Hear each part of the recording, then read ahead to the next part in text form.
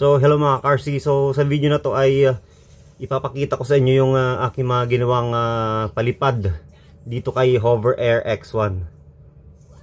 So actually napaka basic lang nitong Hover Air X1.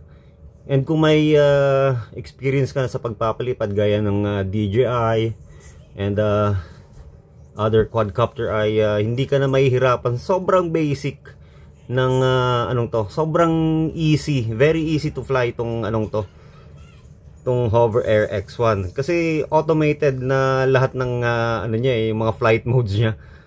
Just push of the button here, so bibigyan ka na niya ng lipad na gusto mo, tulad ng hover, eto zoom, follow, orbit, then yung lipad na bird eye, yun, and then yung custom, or yung paborito ko dito sa custom ay yung dolly zoom tawag doon, yung nasa harapan mo yung hover air, yung aircraft, then kinukuha ng kanya ng video.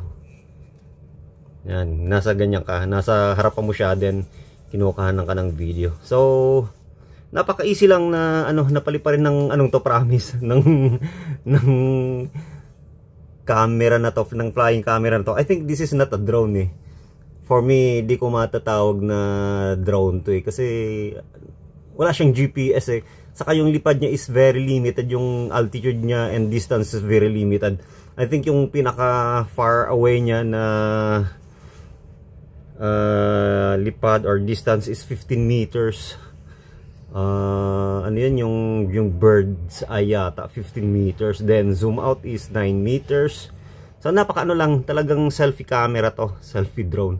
So it's very easy to fly. Talagang kung meron ka na experience sa DJI and other flying camera or drone, so maano mo na lang siya na it's very easy na lang na paliparin tong Hover Air X1.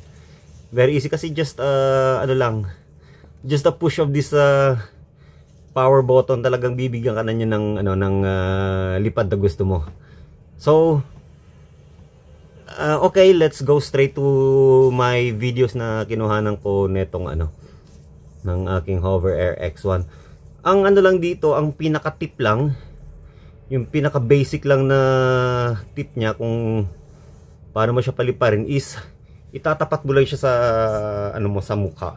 Kasi upon activation nito, itatapat mo siya sa mukha mo in your face eh. Siguro meron siyang facial recognition na na algorithm or na software para ma-recognize yung yung face mo. Tatapat mo lang siya, then pag naka-power on siya, then pumili ka ng flight mode, ng automated flight mode, then ibibigay niyo yung ibibigay na yung kung anong flight mode yung pinili mo dito sa Hover Air X1. So napaka basic, napakadaling gamitin, very easy, very portable, and talagang yung footage niya, ang dami nga nagtatanong sa akin eh pag nung nag-post ako sa Facebook, ang dami nagtatanong kung ano raw yung gamit kong drone, and then sino raw yung kumukuha sa akin or nagpa-pilot ng drone na kumukuha sa akin. So napakadami na amazed dito sa sa aking Hover Air X1. Anyway, ang pinaka-purpose ng video na to ay ipakita sa inyo yung flight modes na nagawa ko dito sa Hover Air X1 drone.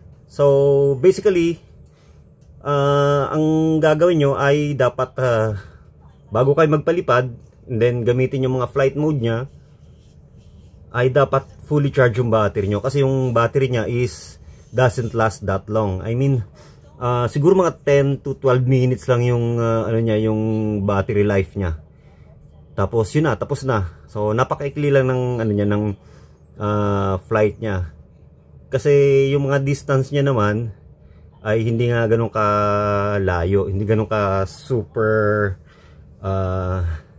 far na distance yung nako-cover niya, kaya siguro yung battery niya is hindi ganun kalakas yung capacity. So anyway, very easy, So kung gagawa ka ng flight modes ay una, your aircraft or the battery should be fully charged. And then ang unang mong gagawin ay i-turn on mo yung i-turn on mo yung power niya like this. Pakinggan nyo.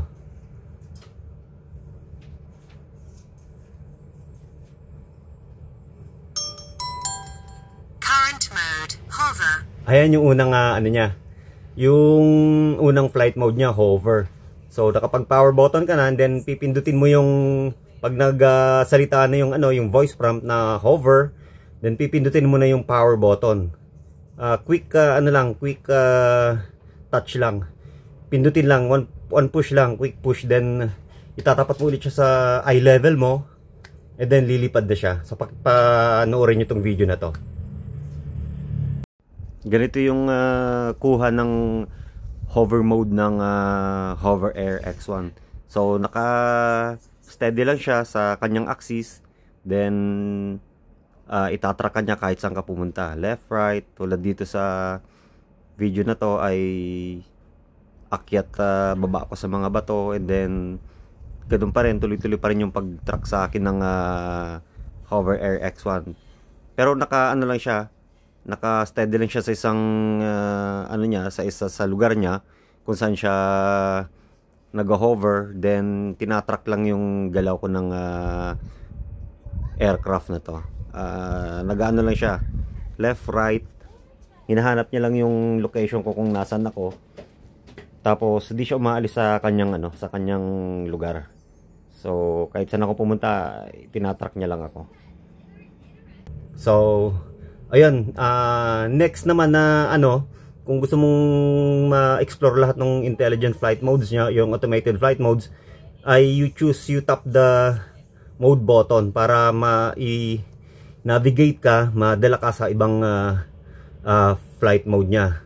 So yung una nagawa natin ay hover. So ang gagawin niya lang ay naka-steady lang siya. Steady lang siya sa isang place, then every time you move, magro-rotate lang yung aircraft side to side. Everywhere you go ay itatrack ka ng ng camera niya. So left, right, yumuko ka, then yun, hahanapin ka ng camera niya. So yun yung hover. So ganito naman yung pagpili ng sunod na flight mode. Isang tap lang ulit dito sa mode button niya, then dadalhin ka na niya, ipapram ka na niya sa ibang intelligent flight mode or automated flight. So first, nasa hover tayo. Pindutin natin ulit para para makita nyo or malaman nyo kung ano susunod na na flight mode. Eto, pakinggan nyo.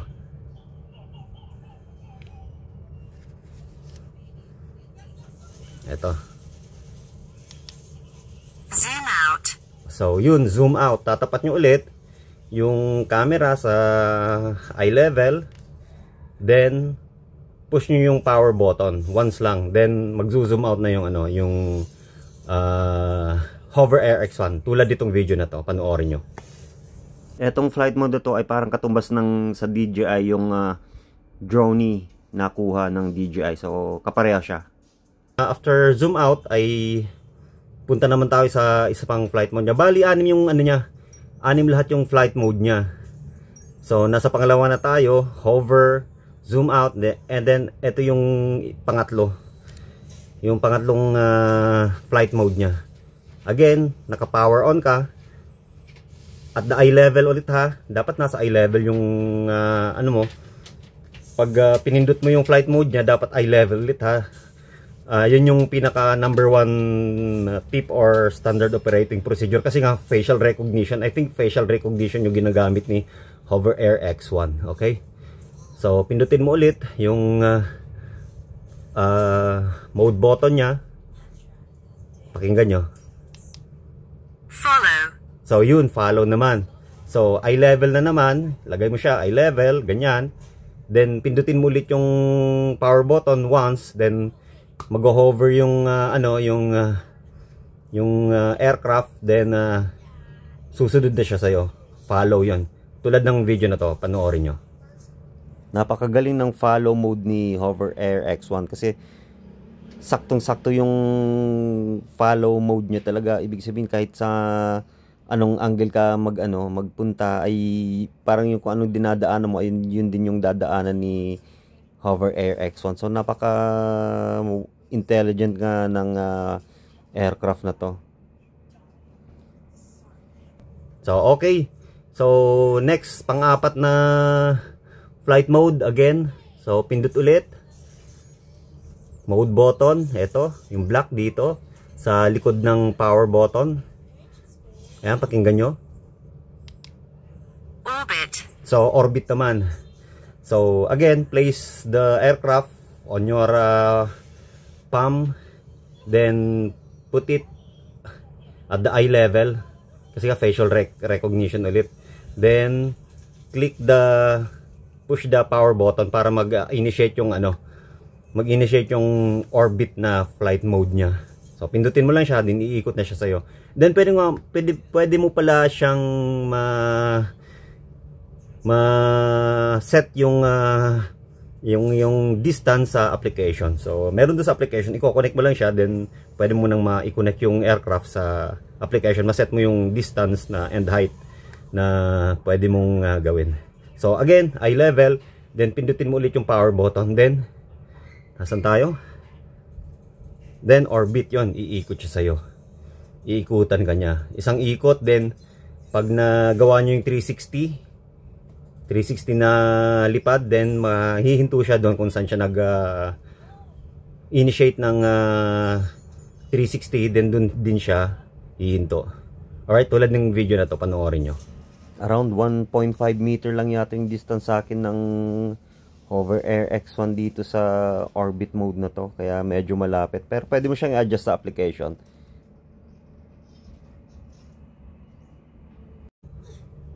Okay, so next ulit ay eto, bird's eye. Ayan, bird's eye. Panoorin ay pakinggan nyo. Eto, pipindutin ko siya, yung flight mode. Ayan. Bird eye. So yun, bird eye. After ng voice prompt na yun, tapat mo ulit yung Hover Air X1 sa eye level. Then pindutin mo ulit yung pindutin mo once yung power button. Then aakyat yung drone. Yung Hover Air X1. Yun nga, ayoko tawagin drone to. Yung Hover Air X1 ay aakyat siya sa sinet up mong altitude sa application. Tulad ng video na to, panoorin mo. Dito naman sa bird's eye flight mode, ang ginawa ko ay sinet ko yung altitude niya sa pinakamataas na altitude, which is 15 meters. So yun yung pinakamataas na altitude ni Hover Air X1 na pwede mong iset. So yun, yan yung bird's eye view, bird's eye na flight mode ni Hover Air X1. So the last is parang custom to parang hindi parang eto, ko na muna sa'yo, paparinig ko na muna sa inyo, pakinggan nyo na maigi. Parang parang freestyle to eto, Custom dolly track. so yun, ang pinaka last na flight mode niya ay custom. Ibig sabihin, may choice ka dun sa application, may choice ka. Pwedeng dolly track, yung tracking ka, yung tinatrack ka niya. Pag nilagay mo siya sa eye level, pag umabante ka ay aatras yung drone, ay yung hover air. Pag umatras ka ay susundan ka pa rin ng hover air ng aircraft. So yun yung dolly track. And then meron ding isang option doon na parang pwedeng kumuha ng mga photograph, ng mga still photos. Pero ang una kong sinubukan ay yung dolly track kasi doon ako excited sa dolly track. So again, yung procedure is like this. Eye level ulit. Hindi mo pwedeng lagi naka eye level yung hover air yung hover air kasi nga facial recognition, yun yung itatrack sa iyo, yung mukha mo or yung sarili mo. Yun yung pagkakaintindi ko dito sa hover air. Yun yung yun yung parang software niya Tapos again, pag nandoon ka na sa dolly track, power button ulit. Yun, click mo yung power button, then pwede mo na siyang i-ano kanya, susundan ka na niya, and then pag umabante ka, atras yung drone, then pag umatras ka, abanti yung drone. Susundan ka sa harapan, yun, pwede. Yun yung yun yung dolly track. So tulad ng video na to, panoorin nyo. Ito yung kagandahan dito sa dolly track ng Hover Air X1 eh. Kasi tulad ganito, pwede siyang mauna sa'yo habang kinukuhanan ka sa harapan mo. Tapos pwede rin siyang parang follow. So parang 2-in-1 siya sa na flight mode eh. Pwedeng ganito, tumatakbo ka, then nasa harapan mo lang siya, yung camera ng Hover Air, tapos kinukuhanan ka, nasa harapan mo. Unlike nung follow ay, kaya follow nasa likod mo yung camera. Pero maganda to kasi parang 2-in-1 to eh. Tulad ng sinasabi ko, 2-in-1 na pwedeng i-follow ka, and then pwede ring nasa harapan mo yung camera. Ganito. So yan, after every flight, ang ginagawa nyo, ang gagawin lang para mailan nyo to, itong Hover Air, yung aircraft, ay actually di nyo pwedeng anuhin to sa sa ground eh. Laging hand catch to eh. Laging lagi sa palad nyo papa-landingin to eh. Hindi sa ground or sa lupa or sa damuhan. Kasi unang-una pagka sa lupa, pwedeng malagyan, may chance na malalagyan ng mga dust and sands yung yung motor niya. So masisira. Then pagka sa damuhan naman, syempre magkakaroon ng yung maanuhan ng damo yung niya, yung propeller. So possible na masira yung mga propeller niya. So kaya ang ginagawa ko ay laging, although yun naman talaga yung yung proper landing ng Hover Air, ang proper landing niya is through palm. So dapat, dati before yung palm ko is nakaganyan, parang dikit-dikit yung palm ko pag gusto ko siyang i-land. So ganyan. So nangyayari ay maliit yung space na nakukuhan ng ng hindi masyadong sakop lahat yung pati yung ayun, namatay kasi hindi ginagamit. Anyway, so going back so ganyan ang ginagawa ko dati. So naka yung yung pump ko is dikit-dikit. So mas maganda pala ganito. Kailangan hiwa-hiwalay para yun, sambot na sambot mo yung aircraft Ganyan Pagka lumapag, ayan, pagka nakaganyan yung mga daliri mo, yun, sambot na sambot mo lahat ng palibot ng ng aircraft. So kaya safe na safe. Unlike nung ginagawa ko is ganyan kaganyan dikit yung mga daliri. So ganyan, maliit yung space. Pero pagka ganyan, pagka medyo naka-spread out yung fingers mo, ay sapul na sapul mo yung sambot na sambot mo yung aircraft Kaya mas maganda ganyan. So anyway, panoorin nyo na lang ang ibang videos ko dito, tulad ng unboxing and first activation sa dito sa link na naandito. So thank you so much, and hopefully ay nalibang kayo and may nakuha kayong aral at pointers sa Hover Air X1. Actually pa lang to, nasa pa lang ako, bago ko pa lang siya ginagamit. So wala pang 1 week, wala pang 1 linggo. Kaya pero ito, may konting na na rin ako, may konting na create na rin akong mga videos dito sa aking Hover Air X1, and then may natutunan na rin ako sa paggamit nito. So thank you for watching, and please subscribe to the channel, guys. Thank you.